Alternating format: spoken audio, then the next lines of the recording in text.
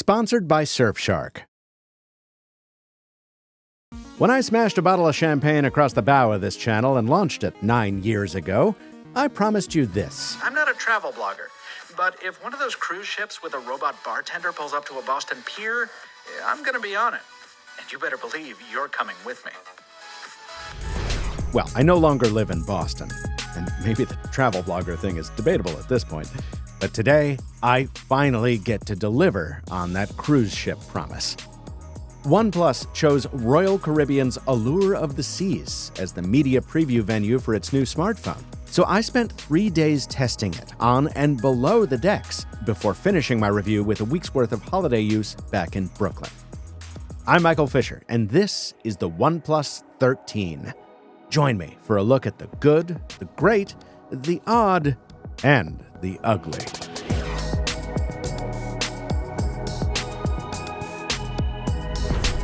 Yes, the ugly too, because when a brand chooses something as lavish, or at least as lavish looking, as a cruise to launch a product, it's even more critical to cover that product with a skeptical eye. OnePlus's justification for the nautical venue is waterproofing. The new ultrasonic fingerprint sensor works while wet, so does the display, and the casing itself is the most internationally protected to hit the mainstream. I've talked about IP ratings a lot on this channel. These days, most bar-type flagship phones meet the IP68 standard, with 6 connoting that a phone is dust-tight, and the 8 indicating that it can take a prolonged dunk in at least a meter of water.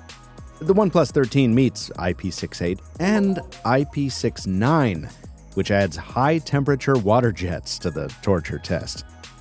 To prove it, OnePlus provided both a mobile dishwasher and a portable washing machine, and sure enough, the phones emerged warm, but otherwise unperturbed. Almost too hot to hold. Also, I think we're in the middle of a phone call.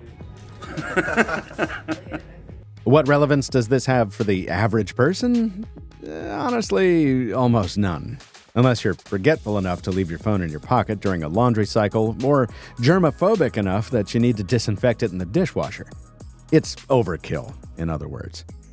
That's in keeping with OnePlus's established ethos of over-delivering on metrics for marketing points, and in my opinion, a byproduct of the same truth that's kept me from reviewing most non-foldable phones over the past year or so.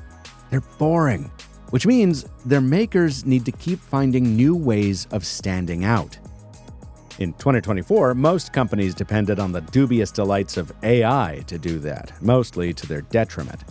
While OnePlus does offer Google Gemini and other bits of generative jetsam to appease the hype machine, it's fortunate that the company didn't forget to lean into its strengths in hardware as well. While the white and black versions are kind of whatever, the midnight ocean of my review device hits every note I want in a slab phone. Tactile vegan leather done up in distinctive blue, with an opalescent camera crater whose offset is counterbalanced by a centering stripe and a Hasselblad logo that hints at the potential lingering beneath its 3 lenses. It's the most maritime phone design I've seen in a while, and the only thing I'd change about it would be to swap the shiny side rails for a satin finish. There are also new earbuds in a matching colorway, and I hope some of this design language makes it to a future OnePlus watch. And mostly, I'm just pleased that American buyers have access to a high-quality phone with high-tier specs that has the courage to maintain its own visual identity, instead of aping the material and color choices of Apple, like Samsung insists on doing. Now, one Apple aspect I do wish OnePlus would emulate is that company's approach to wireless charging. For 2 years now, the Android world has waited for its version of MagSafe, with the magnetic power profile built into the new Qi 2 standard. This phone does include wireless charging, but not the magnets needed for MPP. That means if you want the phone to stick to a MagSafe charger, you need to slap a compatible case onto it.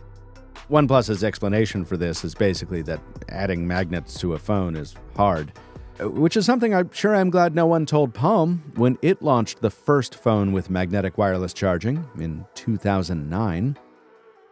If you're fine with the case, OnePlus does offer something fun and totally nonsensical: the AirVook magnetic charger. You plug your phone's cable into this little arc reactor and stick it on the back, and it charges the phone at 50 watts, while at the same time cooling it down with a built-in fan. I asked OnePlus why this exists, because look, if you have the cable anyway, you can charge at 80 watts without needing a case. And the phone already has a huge double vapor chamber for cooling built right in. And vapor chambers don't hiss like a tiny turbofan.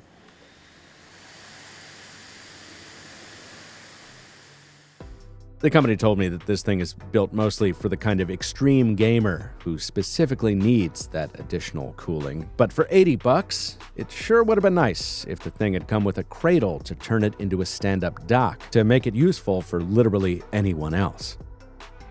That's a better explanation than I got for a mystery feature I'm gonna save till the end. First, I want to show you what this 5th-generation Hasselblad camera can do, right after this shark sighting. Surfshark, that is. Privacy is a big deal these days. And if you're looking for a way to protect that privacy, consider my sponsor, Surfshark. With Surfshark, you get a lot more than just a VPN. CleanWeb automatically blocks more than 1 million malicious websites, phishing methods, and other threats, while Alternative ID builds you a brand new online identity, so you can stop giving away your phone number or email every time you register on a new website. And with multi-hop, you can put more than one server between you and your destination for even greater privacy and security. Surfshark doesn't log its users' activity, a claim recently verified by a third-party audit from Deloitte, and it's also converted all of its infrastructure to diskless servers. That means that any information that would usually stay on hard drives is automatically deleted whenever those servers are turned off. Secure your privacy with Surfshark. Visit the link in the description and use coupon code MrMobile for an extra 4 months. Thanks to Surfshark for sponsoring this video.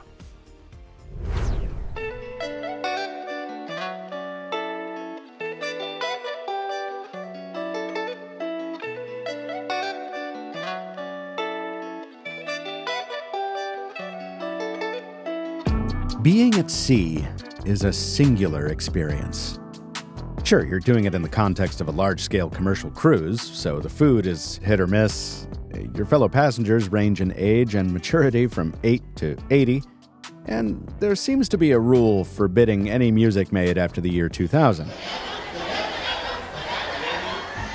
The seas are stormy, so your offshore adventures are limited to an island the cruise line spent $250 million to convert into a milquetoast Midwest amusement park, complete with off-limits areas and class-segregated beaches.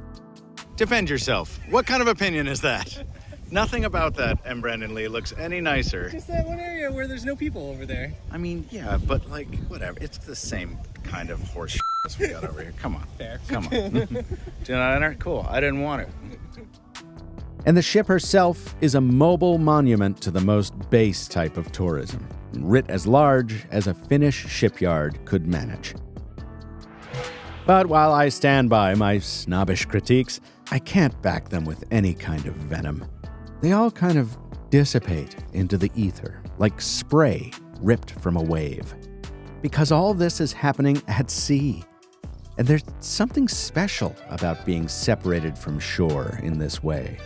Isolated in languid leisure that's the total opposite of the frantic go fever of airports and airplanes. There's no sense of urgency. You look out to sea in any direction and you see nothing. And that prompts you to look inward to make sure you see, well, more than nothing. I'm using the OnePlus 13 to capture all this, if you didn't notice, and it surprises me not at all that I really enjoy the end results.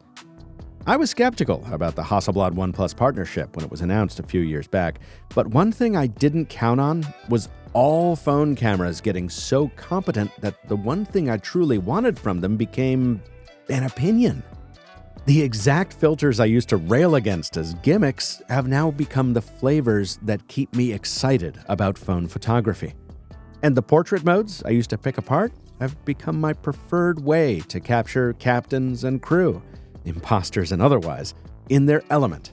And ditto for colleagues and comrades. If you doubt my sincerity on this, go check me on it. Rewatch my Oppo, OnePlus, Honor, and Xiaomi reviews from the past 2 years to see how my feelings have changed about these camera company collabs. What would I change? Well, the zoom camera, for one. No, it's impressive, letting me eavesdrop on the comings and goings of our pilot boat as we left harbor in Miami and the sunset sometime later. But the raw optics offer just 3x zoom, while 10x has been proven very doable by Samsung and 5x has sort of stabilized as the new standard. Optics is one area where specs still matter.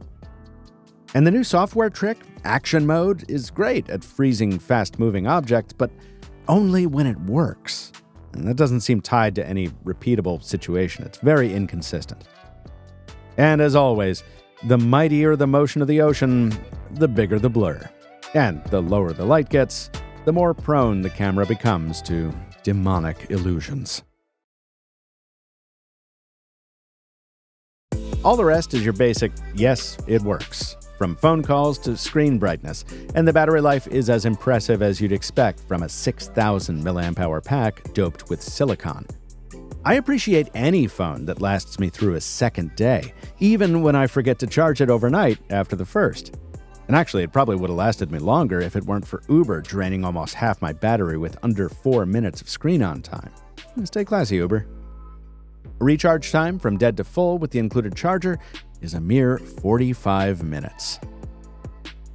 And finally, that mystery feature I promised. BeaconLink. This is apparently carried over from OnePlus's corporate cousin, Oppo. It's an off-network mode that uses Bluetooth to directly connect with other OnePlus 13s, so you can make voice calls between them even if you have no cellular coverage. The quality is poor, and the app is so undercooked that, well, it's not even an app. It's a weird submenu buried in the settings with no customization or quick way to launch it, and truly, I have no idea why it's here. But I love it. Not just because I'll never get over Nextel, but because it shows that someone in the product pipeline gave some thought to a feature that could actually be useful for some folks without leaning on the tired old buzz crutch of generative AI. The OnePlus 13 is on sale now, with prices starting at $100 under $900, or about $1,000 for the blue one with its added RAM and storage in tow. Now I'm waiting for the next OnePlus Open. But 10 days with the 13 tells me that if you're still into slab phones, and Android phones at that, well, it would be very easy to do worse than this.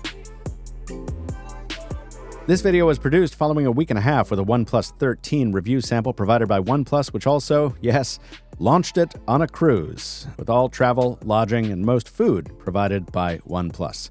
Certainly a splashier junket than most phone launches. Nevertheless, as always, OnePlus had no editorial input into this video, no copy approval, no early previews, and no compensation changed hands in exchange for this coverage. These opinions are mine, and mine alone.